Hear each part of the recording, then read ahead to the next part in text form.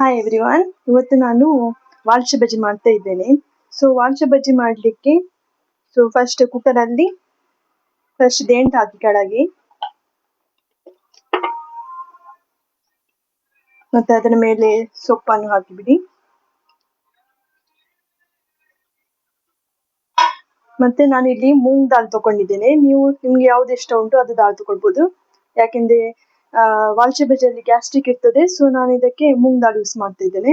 ಇಲ್ಲದೆ ನಿಮ್ಗೆ ತೊಗರಿ ಬೇಳೆ ಕೂಡ ಯೂಸ್ ಮಾಡಬಹುದು.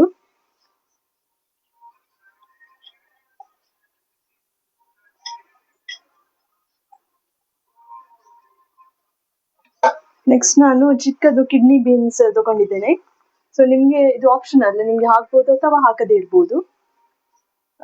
ಇದರ ಬದಲಿಗೆ ನೀವು ಹಸಿರು ಮೂಗು ಕೂಡ ಹಾಕ್ಬೋದು.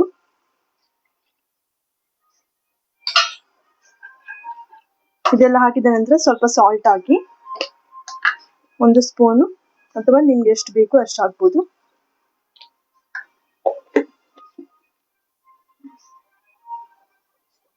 ಮತ್ತೆ ನೀರನ್ನು ಸೇರಿಸಿ.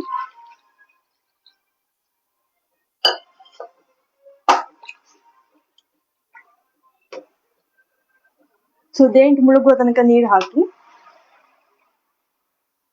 ಮತ್ತೆ ಇದಕ್ಕೆ ನೀವು ಬೆಲ್ಲವನ್ನು ಸೇರಿಸಬಹುದು. ನಿಮ್ಗೆ ಕೊದ್ದಲ್ ತರ ಬೇಕಿದ್ರೆ, ಸ್ವಲ್ಪ ಸ್ವೀಟ್ ತರ ಬೇಕಿದ್ರೆ ನೀವು ಬೆಲ್ಲ ಇದರೊಟ್ಟಿಗೆ ಹಾಕ್ಬೋದು. ನಾನು ಹಾಕ್ತಾ ಇಲ್ಲ, ನಂಗೆ ಬೆಲ್ಲ ಬೇಡ ಅದಕ್ಕೆ. ಇದಾದ ನಂತರ ಇದನ್ನು 2 ಸೀಟಿ ತೆಗೆಯಿರಿ. 2 ಸೀಟಿಯಲ್ಲಿ ದೇಂಟ್ ಸಾಫ್ಟ್ ಆಗ್ತದೆ. ಈಗ ಮಸಾಲೆ ರೆಡಿ ಮಾಡುವ. ನಾನು ಆಯಿಲ್ ಹಾಕ್ತಾ ಇಲ್ಲ, ನಿಮ್ಗೆ ಬೇಕಾದ್ರೆ ಆಯಿಲ್ ಯೂಸ್ ಮಾಡ್ಬೋದು. ನಾನು 0 ಆಯಿಲ್ ಕುಕಿಂಗ್ ಮಾಡ್ತಾ ಇದ್ದೇನೆ. ಆಯಿಲ್ ಅಗತ್ಯ ಇಲ್ಲ, ನಿಮ್ಗೆ ಬೇಕಿದ್ರೆ ನೀವು ಹಾಕ್ಬೋದು. 2 ಟೇಬಲ್ ಸ್ಪೂನ್ ಕೊತ್ತಂಬರಿ ಹಾಕುವ. ಮತ್ತೆ ಒಂದು ಅರ್ಧದಷ್ಟು ಜೀರೆ. ಮತ್ತೆ ನಾನು ಹೀಂಗ್ ಹಾಕ್ತಾ ಇದ್ದೇನೆ, ನಿಮ್ಗೆ ಬೇಕಿದ್ರೆ ಹಾಕ್ಬೋದು ಅಥವಾ ಬಿಡ್ಬೋದು.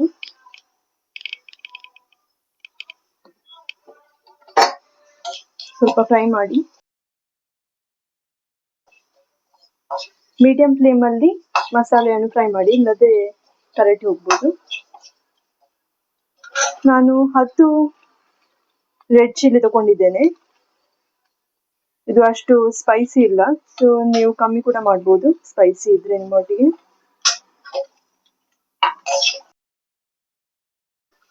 ಮನೆಯಲ್ಲಿ ಫ್ರೆಶ್ ಕಡಿಪತ್ತ ಇದ್ರೆ ಕಡಿಪತ್ತ ಕೂಡ ಆಡ್ ಮಾಡ್ಬೋದು.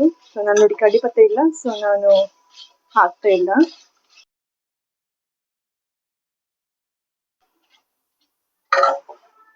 ಕೊಕೊನಟ್ ನಾನು ಎಷ್ಟು ತಗೊಂಡಿದ್ದೇನೆ ಅದನ್ನು ಹಾಕಿ.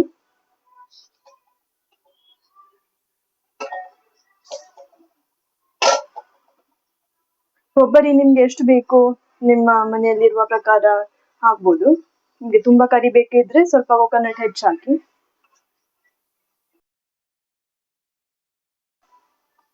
ಕೊಕೊನಟ್ ಹಾಕಿದ ಮೇಲೆ ಫ್ಲೇಮ್ ಸ್ವಲ್ಪ ಕಮ್ಮಿ ಮಾಡಿ, ಇಲ್ಲದೆ ಪಾತ್ರೆಗೆ ಅಂಟ್ಕೊಳ್ತದೆ.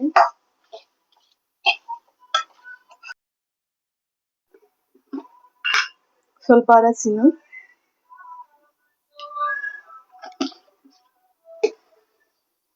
ಸ್ವಲ್ಪ ಶುಂಠಿ, ಮತ್ತೆ ಸ್ವಲ್ಪ ಬೆಳ್ಳುಳ್ಳಿ.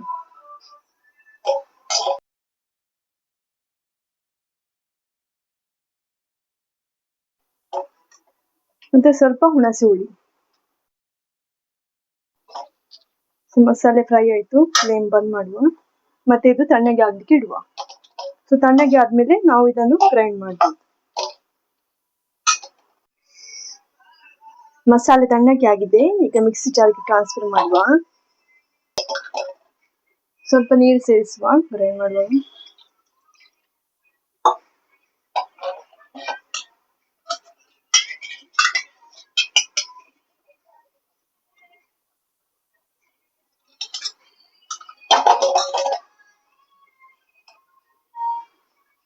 ಇದನ್ನು ಫೈನ್ ಪೇಸ್ಟ್ ಮಾಡಿ.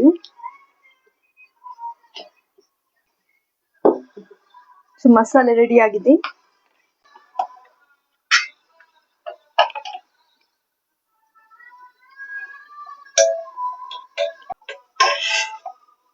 8 ಬೇದಿದೆ ನೋಡಿ. ಸೊ ಬಾಜಿ ಬೇದಿದೆ. ಸೊ ಇದಕ್ಕೆ ಮಸಾಲೆಯನ್ನು ಹಾಕುವ.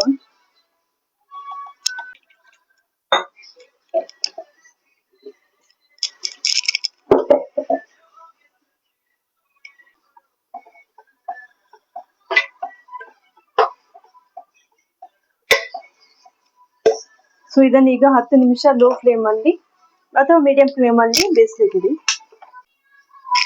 ಸೊ ಉಪ್ಪು ಚೆಕ್ ಮಾಡಿ, ಉಪ್ಪು ಕಮ್ಮಿ ಇದ್ರೆ ಉಪ್ಪು ಆಡ್ ಮಾಡ್ಬೋದು. ಇನ್ನು 10 ನಿಮಿಷ ಲೋ ಫ್ಲೇಮ್ ಅಲ್ಲಿ ಬೇಯಿಸ್ಲಿಕ್ಕೆ ಇಡಿ. ನಿಮ್ಗೆ ನೀರು ಬೇಕಿದ್ರೆ ಹೆಚ್ಚು ಆಡ್ ಮಾಡ್ಬೋದು.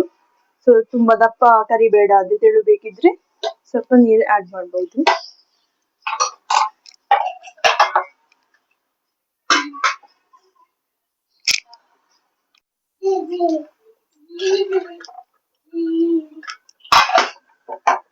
ಸೊ ಕರಿ ಬಾಯ್ಲ್ ಆಗಿದೆ.